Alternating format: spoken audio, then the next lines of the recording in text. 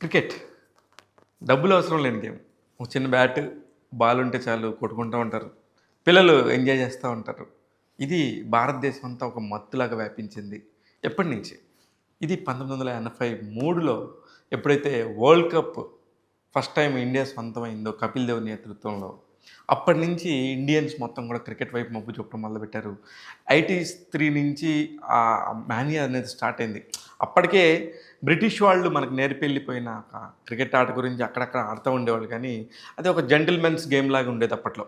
ఆ తర్వాత ఎప్పుడైతే వరల్డ్ కప్ వచ్చిందో కపిల్ దేవ్ అనే ఒక వ్యక్తి వల్ల మొత్తం మన భారతీయులు మొత్తానికి క్రికెట్ ఫీవర్ అంటుకుంది. ఆ రోజు నుంచి ఓకే. బ్యాటింగ్ అంటే ఇలా చేయాలి.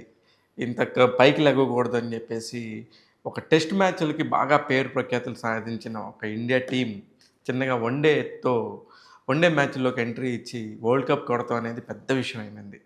ఇప్పుడు ఇదంతా ఎందుకంటే 'the greatest rivalry of India versus Pakistan' అనే ఒక వెబ్ సిరీస్, అంటే ఒక డాక్యూ సిరీస్ లాగా 3 ఎపిసోడ్‌లతోని 36 నిమిషాలు, 34 నిమిషాలు, 40 నిమిషాలు 3 ఎపిసోడ్‌లతోని ఒక సిరీస్ గురించి మాట్లాడారు. ఆ సిరీస్ ఏంటంటే 2004 సంవత్సరంలో పాకిస్తాన్ వెళ్ళి ఫస్ట్ టైమ్ ఇండియా మ్యాచ్‌లు ఆడిన సందర్భం. అప్పుడు 5 వన్‌డేలు, 3 టెస్టులు ఆడారు.